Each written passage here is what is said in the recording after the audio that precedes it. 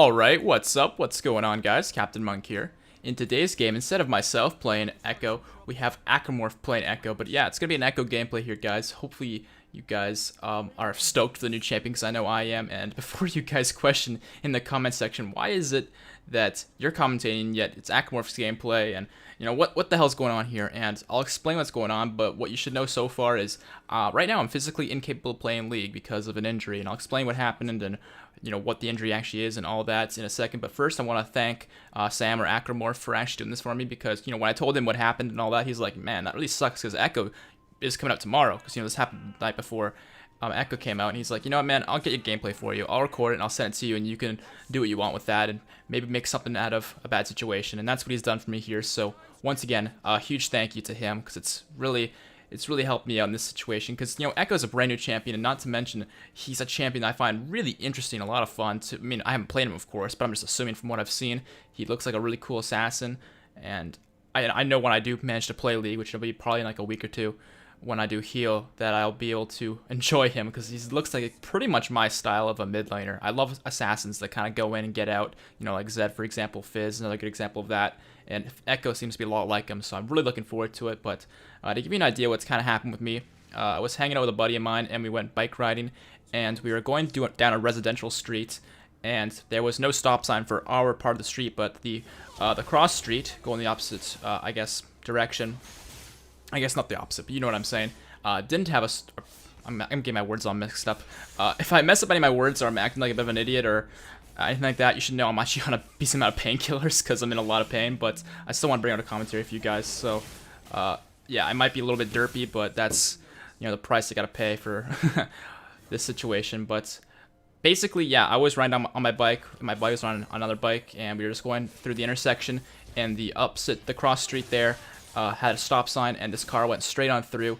Luckily I didn't get hit, but I ended up crashing my bike to avoid getting hit, so I pretty much had a choice of either doing what I did, which was crash the bike to try and avoid the car and take the injuries that I took, or get hit by a car, and who knows how bad they would have been beat up if that happened. So yeah, asshole driver doesn't pay attention to stop signs and gets me hurt, which really sucks. But on the bright side of things, you know, I'm still able to commentate at least.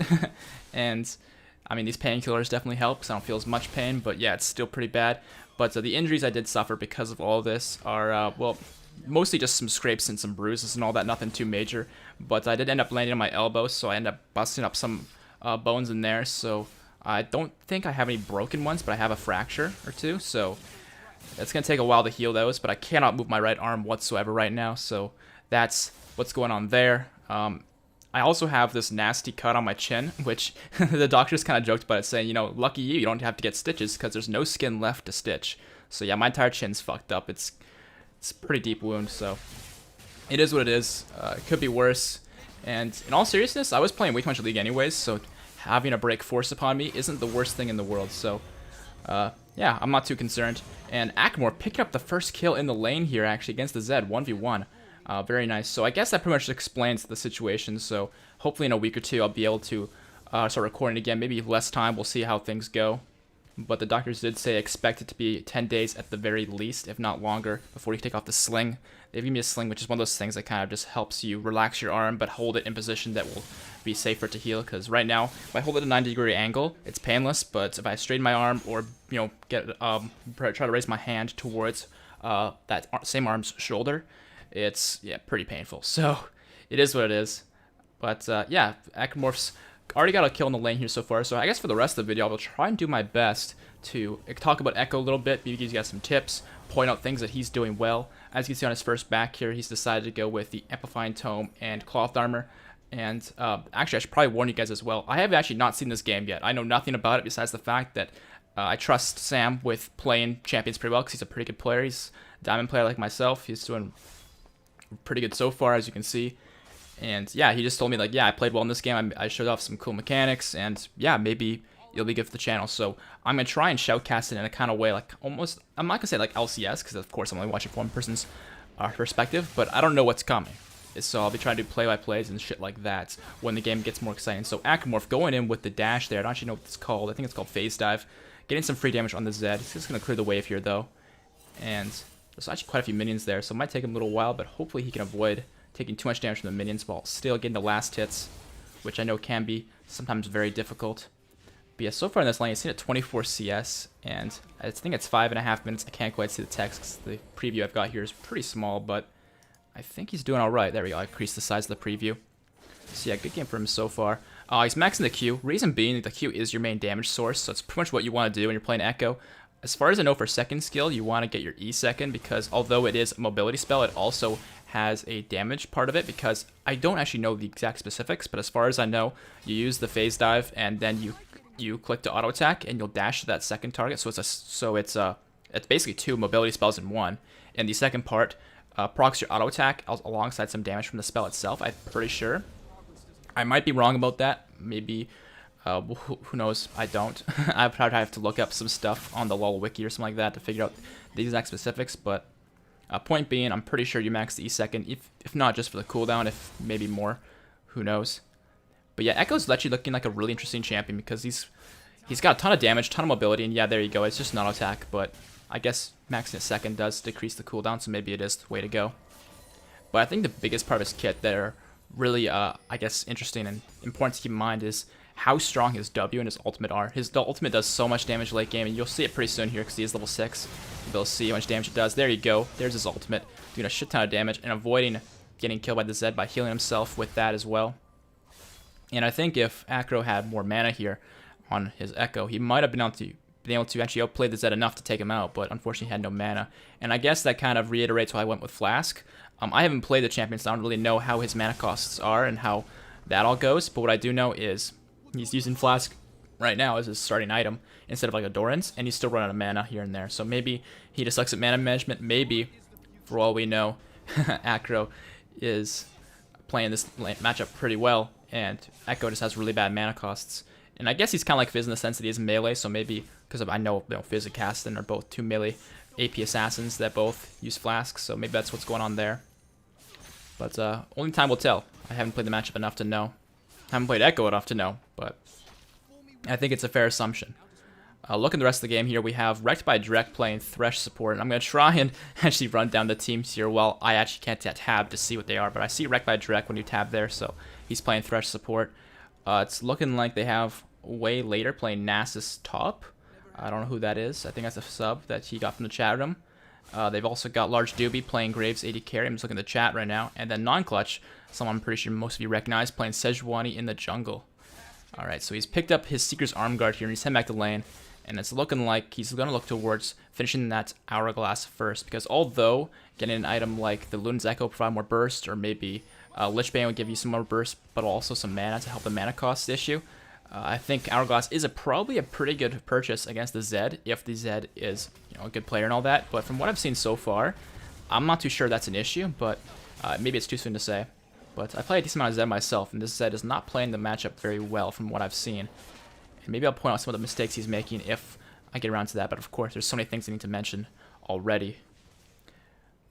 But yeah, it's looking like he's just going to farm here. Yeah, Zed missed that, and that was, I don't know, it was arguably easy to hit, but I guess, yep, it looks like Acro is maxing the E second here, so that's what you should be doing, I guess. I asked Sam that if he was to do this, make sure to do a little bit of research so he makes sure to not, play the champion completely wrong and make this commentary very difficult for me. That's like the one favor I asked, and yeah, that's what happened here. But it looks like Fiddle's coming in here. He's got his combo up with the Drain, the Fear, the Silence, all that going on. But Sam is actually going to outplay here, or Acromorph, and he's going to go back into the lane with his ultimate and avoid the gank pretty well. He took some damage out of it, but he also traded some back, so overall, very good trade for him. And let's see what he can do next with this. Thresh is coming mid here to try and make a play of some sort on the Zed, and I'm pretty sure Zed used his ultimate there, so Zed's juking abilities will be very limited because he just uses Shadow as well. So let's see what happens here. Looks like Acromorph is going to be looking to dash in with his E pretty soon. No, he's not. He's just letting it happen. Okay, I would have gone a little bit more aggressive there because he had the advantage of having Thresh there, and of course Fiddle had no ult, so maybe his utility would have come in handy with his other spells, but probably could have done more than that. And he's going in here. He's got his Ignite on. He's got his abilities going off, his Phase Dive, his Q, I don't know what the spell's called, but not quite enough damage to take him out, unfortunately. And he didn't actually use his W there, which I find really interesting. I think he should have used that, because that spell, if you set it up in a way that they can't retreat through it, you can either zone them off the way they want to retreat to, or if they retreat to it, of course, you'll stun them up and get a shield for yourself. It just makes the trade a whole lot easier. But it looks like he's gained some damage in exchange for a tower shot. Might be able to dive, actually, if the Zed sticks around, but Thresh is running to the fiddle here, so let's see if Acromorph can manage to... No, it doesn't look like he's going for it. It would be a little bit risky to go into the jungle there, because they don't have vision of the enemy bot lane, and their top laner is dead, so you couldn't TP in or anything like that, so... I guess that's the right choice there to back off, although I feel like with the Thresh round and the amount of damage output that Ekko can put out, they could have potentially done something, but there's also potential they could have gotten screwed up. And yeah, there's their Thresh, so who knows if he was in the area when they were going for that invade. But at this point, it looks like Acromorph just looking to try and poke down Zed as best he can, but he can't really do much, unfortunately, because it's looking like with Ekko, I haven't played him, of course, but from what I'm seeing, it looks like this champion requires a lot of confidence to dive and go all in with, and you can't really just poke down very easily because, like Gnar, his Q will slow down when it hits an opponent, it looks like. Maybe I'm wrong about that, but it's looking like every time it hits something, it slows down and expands to get that slower effect, if you know what I'm talking about. So if he wants to poke down Zed, Zed has to be really overextended, is what I'm trying to get at here, unless Acro wants to go extremely aggressive and dive him with his phase dive. But it's looking like Zed is overextended here, and it looks like Acro does want to go for some sort of play, so let's see what he can pull off. He's got his W out to make sure that he at least gets the shield, if not the stun or slow on Zed. And he's going in here, and he's just going to out-damage him without using his ultimate because that Zed was just way too low and really overextended. Zed tried to outplay with his death mark, but it's just not going to be enough. And yeah, Acromorph is going to manage to outplay that, so very nice to him. He's almost got enough gold for his Nilasraj Rod, but who knows, really, if he's going to be able to have enough for that through this mini wave. I'm pretty sure he will, as long as he gets the siege minion. In fact, he probably won't even need it, because these melee minions are, or not the melee, the caster minions are giving him enough, and there you go. He's got enough for his Nilasraj Rod, which I'm sure he'll pick up next, because he does look like he wants to pick up his Hourglass as soon as possible. And there you go, got the Nilasraj Rod. And it's looking like a kill is going on bot lane. Grenade's picking up a kill on the Thresh with the support of his Thresh, of course. And Nass is just barely surviving this match with Jarvan. If this Jarvan had mana, I'm pretty sure he'd go for the dive, but he's out of mana. And that's one of the issues with Jarvan top, is although he can work really well, he needs mana. Otherwise, he's just, you know, well, a melee AD carry, really, with one passive that gives him a bit of extra damage on his first auto. But outside of that, he just doesn't do much. But it looks like Acromorph is coming for the gank here. And this should go very well, because Jarvan doesn't have enough mana to EQ out. The stun is going to come out here, I'm pretty sure. Oh, no, it didn't. Okay, maybe I don't know how that works. Maybe it was just the slow. But there you go. He's managed to pick up the kill nonetheless, so that's pretty good. Zed is coming on the side, but it doesn't look like he's going to be able to do much, because he is very outnumbered and quite surrounded, because Sejuani is coming in. Nasus not so much, because he's quite low on stats. But I'm pretty sure the Arctic Assault is going to come up from Sejuani in a moment here to knock up Zed, and then Acromorph will come in from the side and maybe get some damage down. Yeah, just making sure it doesn't shadow over. And here we go. The damage is coming out. I'm surprised to see he hasn't put his W out. There it is. And can they stop Zed from getting out? Yes, they did. Very nice job. Just auto-attacking away, using the phase dive to keep up with them, and slowing him constantly with his abilities. Very well done. And he's going to upgrade his ulti here to level 2. And we haven't really managed to see him do many outplays with his ulti yet, because normally the way you use his ult is so that you can go extremely aggressive, kind of like with Zed, where you tower dive, and then ulti to get back out. Or in a scenario where you're getting chased down, you want to go back in, you can use that because, of course, your opponents will be near the, I don't know how to explain it, I guess the shadow of you. That shows where you would be if you used your ultimate. That's got that, I guess, that yellow line chasing him, because, of course, he has to have the Sandstorm skin. And is he going to go over the wall, look for Soraka? I think he will, because Soraka is very squishy, but it's looking like he's not going for it. Oh, there he goes. Really, I'm not really sure why Acromorph didn't go in there. I feel like he should have been more aggressive with his team and just gone for it, but he chose to be very passive and trap Jarvan in the pit, it looks like, instead. Let's see how this goes. One thing that I did ask Acromorph, actually, is because a lot of people are saying that Ekko is extremely overpowered, and he believes that he's very balanced, because he's kind of like Fizz and Cass in the sense that although he has a lot of outplay potential and a lot of damage, he is kind of squishy, and he's melee, so to farm and all that, you can get zoned pretty easily.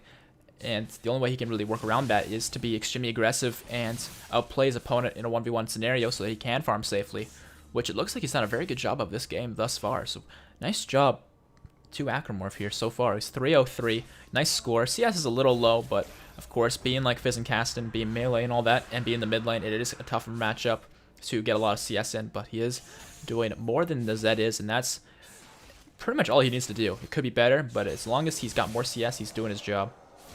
You can see here, though, the passive of Ekko is actually doing a lot more than I would expect, and maybe more than most people are expecting as well. Because how that works is, as far as I know at least, your auto attacks and your Q, I can't remember the name of the spell for his Q, but they all proc, I guess, one of the 3 parts of his passive. His passive, of course, is once you hit the 3rd time with an auto attack, it will slow and do bonus damage, and if it's a champion, you'll get a speed buff as well. And you can proc the first 2 parts or even one of the last parts, as far as I know, with your Q. I might be wrong about that, because, like, I haven't seen it yet, but as far as I know, theoretically, you might be able to. Maybe answer this for me in the comment section or something like that, but as far as I know, you might be able to use your auto attack first, and then use your Q, have the 2nd proc from the Q, then on the way back, get the 3rd one and get the speed buff and the slow. I might not be right about that, but who knows? We'll have to see throughout the gameplay and see how that all works, but so far, very good match for him so far. He's got his finished Hourglass, so he'll be very safe against the Zed, although I don't think the Zed was really much of a threat in the first place anyways, but it's looking like him and Sejuani are looking to come up top and try and get a 2v2 fight here against the Jarvan and Fiddlesticks, focusing the Fiddlesticks so far because he is very squishy and does have the blue buff, which would help them win the fight. And there you go. There's a lot of damage from the Ekko there, and I'm guessing the E actually did some damage there because if that was just an auto attack, that's a little crazy because he didn't have any stacks of his passive yet, so I guess the E does do extra damage, which is very good. And it's looking like I'm trying to surround the Jarvan here. Doesn't look like as much is going to happen, though. But Sejuani did manage to get the 3-man ulti. What's going to happen here? Acromorph's got his W down to try and slow the Jarvan, and it is not going to land in time, unfortunately, but they try to chase him out. Just not enough crowd control to get anything really done here, unfortunately. But because of the advantage in numbers, because of Fiddlesticks being dead, and the blue buff on Acromorph playing Ekko here, they should be able to pressure the lane and possibly get this turret, because he has enough mana regen to spam his spells, and of course, they don't have members to stop the push, so free turret for them. Very nice. Looks like Graves is going for the 1v1 against Soraka, and that should go very well for him because, of course, Soraka doesn't have enough to really stop anything unless she wants to run. But it looks like she did exactly that and ran, whereas our Thresh got caught here, so that's no good. And it's looking like their Thresh is trying to catch Ekko here, but I don't think that's going to work out too well for him because, from what I can see, he's looking pretty dead at this point. And the ultimate coming out here, no Zhonya's is active, I guess, because he did manage to... Wait, does this ultimate remove the death mark? Hold on. Okay, I can't really go back and review the footage, but I didn't see the death mark damage go off. So does that work in the sense that if you use your ultimate, you remove spells that were on you during that time, that, you know, your ulti... I think you guys know what I'm trying to get at here. I don't really know the words to describe it because, you know, time and all that is kind of confusing topic to discuss, but what I'm basically trying to say, I think I'm trying to try and organize my words here, is that if you get an ignite or any sort of debuff on you and then use your ultimate, you can remove those debuffs because back in time you didn't have those debuffs on you. That's really interesting. If that's actually how it works, that is extremely strong. I thought that he would just heal and stuff because that's the way I understood the spell, but if it removes debuffs as well, that's really insane. Of course, if the debuff was on you for a long period of time and you ulti back to a time you still had it, then it would stay on, but if you ulti back to a time before you had it, maybe it removes it. And it looks like he's picking up the Luden's Ekko here because he recognizes how fed he is and how strong he can be and how much damage he can put out with the Ludens, and there's really no risk there, so that's a really good idea. And as far as boots finished goes, I'm pretty sure he's going to look towards getting spell pen boots, but I'm not entirely sure. Maybe, actually, I guess, I mean, I'm trying to think of other options. I mean, I guess you could get Zerks for the passive, but as far as I know, the passive can only be procced so often. It's not like Vayne's Silver Bolts where you can proc it all the time. It only, once you proc it once, you have to wait for a little bit to proc it again, so I guess attack speed wouldn't make that much sense. And considering how much damage he does with his spells, I don't think you really need the attack speed. And I guess you could go with the Ionian Boots of Lucidity for the cooldown reduction, but I don't see that being that beneficial either, so I guess Spell Pen Boots are the way to go, which he hasn't done yet. But you can see there, he uses W there to make sure that Nasus would not be pursued. And now, because Zed used a lot of his spells to try and pursue Nasus, he's got nothing left to fight the Ekko here. And Ekko's actually going to use his ultimate and avoid the death mark, so I was right about that. It does remove... oh, what? I guess he used his Hourglass by mistake there. Lag. Yeah, lag, hello. But yeah, it's looking like it does remove debuffs, which is very, very strong. So if you get ignited or get death marked by Zed, you can just press ultimate or press R, I guess, and you remove the ignite and the death mark. So Ekko works very well in this matchup against Zed, apparently, which kind of disappoints me a little bit because I love playing Zed mid, and there's already so many counterplays to him now because of, I guess, the meta, the way it is with all the tanks, and mages being so long ranged you can't really get to them, and all the crowd control that is in mid lane right now with Azir, Cassiopeia, and all that. I mean, you can, of course, play them, but it's not the easiest thing in the world, and Zed does fall off. And the fact that they introduce a champion that works really well in that matchup makes me think Zed's probably going to have a rough time for the next few weeks until they nerf Ekko, if they ever do, of course. And if Ekko falls off and he's not really that good anymore, people probably won't play him, and then Zed can not have an issue with Ekko, of course, because people won't be playing Ekko, but who knows? Who knows what will happen? So far, I do believe they will adjust Ekko, because he seems like the kind of champion that in lower elo especially, people just don't know how to counterplay him, and he'll just dominate them, kind of like Akali would back when she was overpowered. And so they might Akali Ekko in the sense that they just make her really not worth playing, but who knows? Who knows what will happen? It is too soon to say. But right now, the Akmorph's team here is just on God on top to try and pressure while he pressures bot lane, because I'm not entirely sure about this, because of course I haven't played the champion. From what I can see, I don't think he's that great in team fights unless his team is losing the team fight and their team is trying to chase them out, in which case, of course, he can go back to where he was previously with his ultimate and do a lot of AoE damage, because the ultimate does do a ton of damage. But outside of that, and being the ones to initiate the team fight doesn't seem like the best option for an Ekko because of the way his ultimate works. But it looks like Zed is overextended here and trying to evade Acromorph, but I don't think that's going to happen here because, of course, he has his phase dive, which does have 2 mobility components to it. And right here, it's looking like he's probably going to use his Hourglass, actually. And he's probably going to pop his ultimate here because it's right on top of where he is because the Hourglass active. That combo looks really well. And he's going to avoid the EQ with this flash and then dash to the Scuttle Crab. So a lot of mobility there. And it looks like his team is coming to his aid, but it doesn't look like he needs it that much because Jarvan has realized that there's no way he's going to catch this Ekko because of how much mobility this champion has. So very nice job, Akmorph, getting into that 3v1, getting a kill and getting out safely. And still having the balls to farm this mid lane without enough vision in their jungle to really do it safely. But then again, he is pretty strong, so maybe he could find a way out of it if he does get caught here. And it's looking like he's probably just going to pick up the Raptors here, or the Chickens I like to call them, or the Razorbeaks. Their names kind of changed around a little bit. Of course, they never really were called the Chickens, but I've always called them that because it's a fun name. And yeah, I think he's just going to take these because I think he wants to get himself some more items. I'm not exactly sure what he's planning next. I would assume Lichbane because of how much you auto attack and use your spells with Ekko. And I've heard it's a really good item, and it is in the recommended, the essential items actually, so maybe that's what he's going for next. Yeah, it looks like he changed his mind. I guess he was thinking about Void Staff, but he changed his mind here to the Sheen, which would be a really good item for him. Now, one mistake Akmorph is making this game, that it's not a big mistake, because of course his team is, I wouldn't say stomping, but definitely ahead in this game. But I do think Akmorph should do this to improve his mid lane play, is upgrade his trinket. He's level 14 here, and he still has not upgraded his warding trinket. And I think in this scenario, he should either be having the upgraded sweeper by like level 10, 11, 12, even 9 if he can afford it, and it makes sense to buy it. Because of course, that's when you can afford it, or when you can actually do that in the shop is level 9.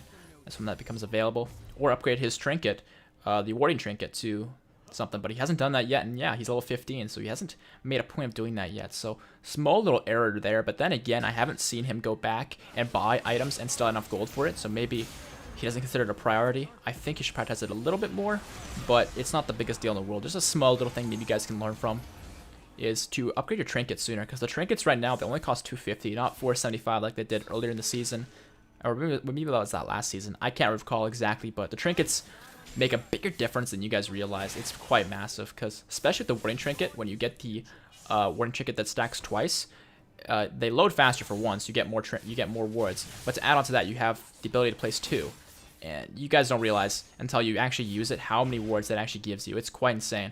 In fact, there's a lot of junglers and supports that I'll see in ranked. And of course, this is Diamond Elo when I'm playing ranked. So these players know more or less what they're doing. There's some players who are just getting carried. But these examples I'm going to give here are actually, I think, pretty smart players. And what they do in a lot of cases is they will play junglers and they will not get the sweeper. In fact, they'll get the upgraded trinket ward instead of a sightstone, because a lot of junglers, of course, get sightstone. But to substitute that, they'll get the upgraded warding trinket and use that for their vision instead, which is, you know, not what I would recommend, but it definitely works. And these diamond players do it and they pull it off and it works. And see right here, example, right now, he's gotten 2 wards instead of upgrading his trinket. A little bit of a mistake there. And I've also seen a lot of supports do this who want to go like full AP supports because they're not exactly a big fan of playing traditional supports. They'll play like Lux and they'll get the upgraded warding trinket instead of a sweeper and no sightstoners, go full AP. And of course, I don't recommend that, but if that sounds like something you would like to do and it sounds like something that you would do, maybe you should consider it because it's not the worst thing in the world. It's just, it's an option, I guess, to say. But so far in the game here, Akromorph's 10-05, very good scoreline on Ekko here, having a lot of great plays, and his team looks like they are ahead in this game, 21-13. He's got almost half his team's kills, which is pretty insane. And you can see there the damage that his passive does. It's quite insane. Yeah, Ekko's got so much damage. I do expect him to nerf some of his numbers to make him less high damage, because from what I can see here, it looks a little bit ridiculous, but maybe that's just my opinion off of, just viewing the champion, because I don't really know the mechanics to all him and all that, because I haven't played League in a few days, and I haven't played this champion at all, and yeah, you guys kind of get the gist of it. Now, one thing I would like to mention, though, is my plan here for the next few days while I am injured, and what my plan is actually when I'm healed. So when I'm injured here, I'm going to be doing games like this, I think, depending upon how long I'm injured for. So if it's for a few weeks, maybe I'll get Akromorph to do another video like this, where he just records a game he plays, and I'll commentate over it like this. And go ahead and let me know in the comment section how you guys like this, because it seemed like the best thing I could do, knowing my style of videos, and considering I can't play the game, and considering Akromorph's a player like myself, he's a pretty good player, he's a diamond player, and me and him are good buds, it just seemed really convenient, and it seemed like a good idea to me. And wow, he just 3-hit that Fiddlesticks, that is insane. So go ahead and let me know about that. And I also have one other project that's going to come out in a few days here that hopefully you guys will like. I will not spoil it too much, but I will say that I have been working on it for a few weeks here, so it's something that I can't, of course, finish because all the footage has been recorded. It's just something I need to edit a bit further, so that might give you somewhat of a hint as to what I've been working on. So expect that in a few days, and that's pretty much the plan. If you guys have any ideas of something I could do without actually playing League that you would enjoy, feel free to let me know in the comment section, but no guarantees that I'll be able to do it, because of course, I mean, it might take longer, because of course I am right-handed, and my right hand is the one that's messed up, so I have to use my mouse and my keyboard with my left hand. It takes time. It's a slow process, but I've gotten actually pretty handy at using both hands with the mouse and keyboard. But as far as when I healed goes, guys, I have one more champion to cover. I have Karma. I have not covered her yet, and after this Ekko video, I mean, I might redo an Ekko video, depending upon how well this one does and all that, but as far as I know, Karma is the last one I need to do, and once I finish Karma, I have officially covered every single champion in League of Legends at least once in a video, and that is quite the accomplishment that I'm very proud of. And of course I can't be too proud just yet because I haven't finished it yet, but I'm sure I will. And once I do that, I plan to change things up a little bit. And what I will tell you guys is I'm gonna branch out the channel in a way that I've figured out what it is I like to do in my videos, and I've been doing the same sort of system for like 2-3 years now. Actually, no, it hasn't been 3. It's been 2 though, and over 2 at least. But I know for a fact that I want to kind of expand in both directions away from this video, being more serious and less serious at the same time. So I want to have different styles of videos, not just the same sort of routine for every single video. So what I would be doing was, of course, I would still have videos. I wouldn't say like this, because I, of course, would hopefully not be injured by this point. But with new champions, I still want to do videos where I just play as them, figured out their little, I guess, key... I don't know how to explain, like the new stuff with them, strategies, little mechanics you can do, figure them out, have some fun, give some pointers, and tell you guys my first impressions of the champions. So pretty similar to what I've done so far with new champions, because those videos have done really well. But as far as older champions, I want to do really serious games, and possibly ranked, will depend upon the champion and how comfortable I am on them, but with more meta champions. So meta junglers, I'll do ranked games with them and commentate over them in a similar style to what I do so far, but the games will be much more serious because there'll be ranked games, of course, much tougher competition. And when it comes to less serious champions, probably with like new skins or champions that are just really fun that I haven't covered in a while, I'll probably do those in Skype calls with some friends, and I'll not exactly make a montage out of it, but maybe just pull out the highlights. So I'll play like 2 or 3 games with said champion. Let's say, for example, Zed. He is quite meta, but maybe I'll do him as an example of a champion that I'd really enjoy, and possibly doing a normals like that. And I'll play like 2 or 3 games with him with the same group of friends in a Skype call, and then take the highlights from those games, being my best plays, funny moments, their best plays, etc., and turn that into a video. And I realize that sounds a whole lot like what a lot of YouTubers do, but in all seriousness, I think it wouldn't necessarily be copying, because I wouldn't be the exact same people, wouldn't be the exact same jokes. It'd be a different group of people, and I think it'd be really interesting to see how that all goes. And I'm quite curious to hear what you guys think about that, because I do think, although I'm not the funniest person on my own, I can be somewhat funny when I'm in a group of people, and my friends especially are very funny, so that will definitely be very entertaining for you guys. And instead of in my games where I'm playing as champions that aren't very good and explain why they aren't very good, I'll be playing as champions that are very good and explain why they're very good. And with champions that aren't very good, instead I'll just be trying to have fun. So that's what I'm kind of thinking is going to happen here. And look at that damage that Ekko does. That is insane. So amazing job to Akromorph and his team here this game so far. Looking for the dive here, and wow, this Soraka is just going to get popped by that third auto here, isn't she? Wow, look at that damage. Didn't quite take her out. Graves managed to secure that one, but still plenty of damage. And it's looking like he's going to get caught here. He's probably going to pop his ultimate. Oh, wait, actually, did he pop his Hourglass or his ultimate? Oh, there's the ultimate coming out. He's going to avoid the Fiddlesticks ultimate, actually, here. And, and he's going to go down here. That is unfortunate. He got a little bit too ham there and managed to bite the dust in that scenario, but it looks like non-clutch is going to go back in here with Sejuani, and he's going to pick up the kill here on the Jarvan and the Fiddlesticks. The double coming out, but the Thresh Flay is going to be enough to seal the deal, and he's actually going for a Void Staff here. Now, I don't know about that personally. I'm not a big fan of going for the Void Staff this early, because I think once you have 2 or 3, maybe even 4 different AP items, I personally much prefer to go with the Rabadons, because, of course, the extra AP it gives you from having AP items already. But he decided to go with the Void Staff here, and I guess the reason for that might be just because of the extra damage you can get immediately from it, because of course Void Staff will give you more damage than just having a Blasting Wand and an Isolarge Rod, but who knows for sure. I don't really agree with the Void Staff, but I would have gone with probably an Isolarge Rod and a Void Staff personally, or not a Void Staff, an Isolarge Rod and a Blasting Wand, and work towards my Rabadons as soon as possible. But that's just me. I don't play very much mid, but I guess Akramorph doesn't either. He is a AD carry main, so it is what it is. Actually, a lot of people have been asking me, and I'm sure I'll get some people asking me in the comment section. So for anyone who does ask me in the comment section, I guess refer them to this part of the video or something like that. But the situation with Akramorph's channel, a lot of people have been asking me, and he did actually explain it to his viewers, but a lot of people still missed out on it. He did do YouTube videos. Actually, I have no idea how long ago it was. Maybe a year or so ago, maybe 6 months. I can't exactly remember how long it was, but what I can tell you for sure is he decided that it just wasn't for him. He enjoyed it and he liked doing it, but it wasn't something he wanted to do as seriously as I do, and that's why he kind of just rotated away from it, because he just wasn't that motivated to do it to the extent that I do, and he knew that if he wanted to be successful doing it, he would have to do it to the extent I do, and that's more or less the gist of it.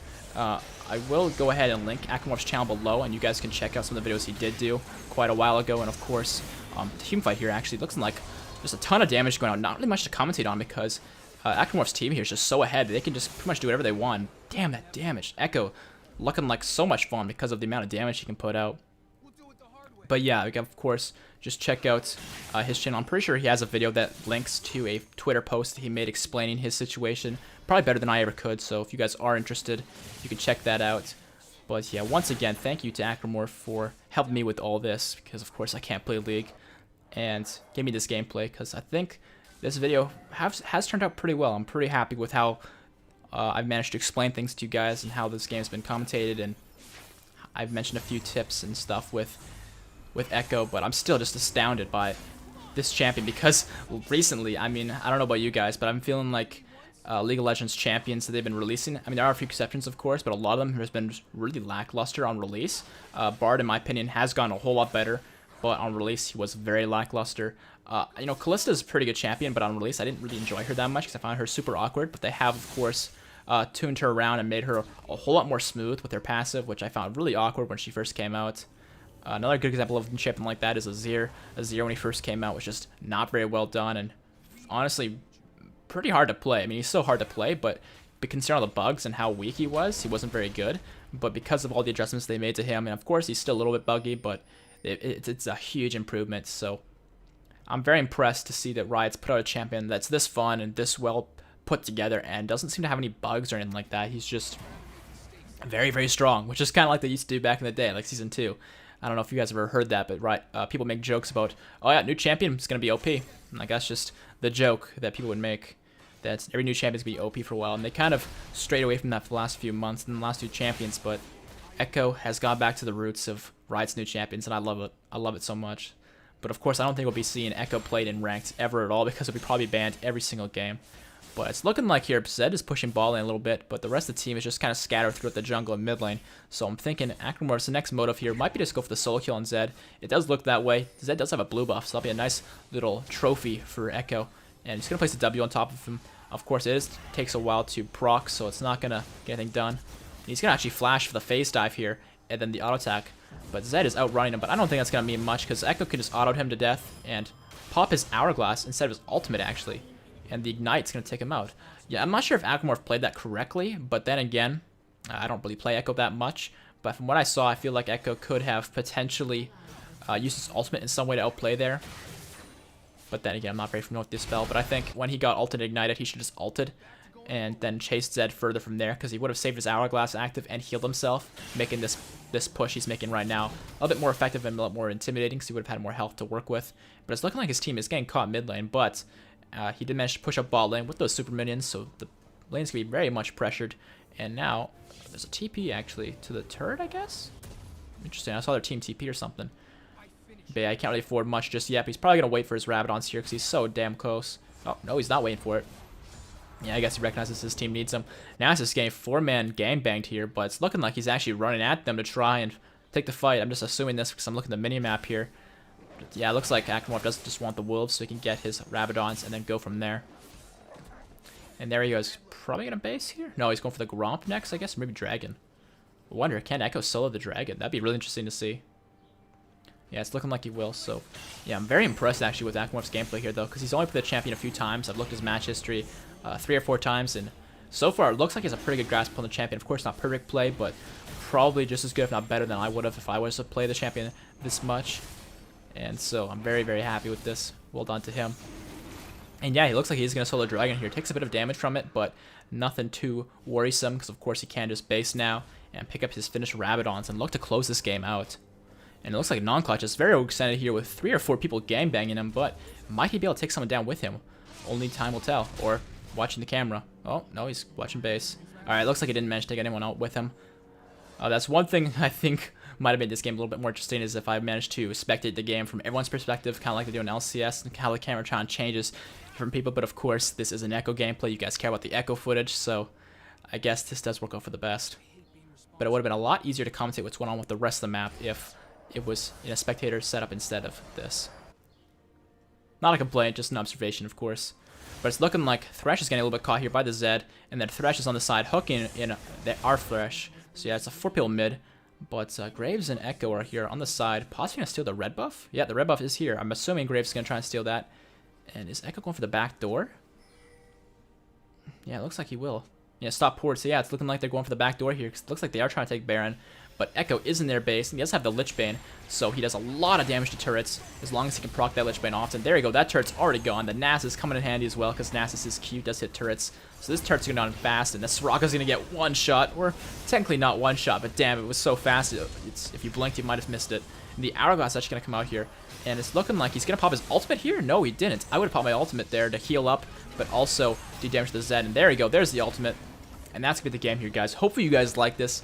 And of course, if you did, make sure to drop a like rating and give me some feedback on the game, because this is a bit different from what I would normally do. But I hope you guys liked it, and subscribe for more videos. Hopefully, not exactly like this one, but maybe similar. And I'll see you all next time. Peace out.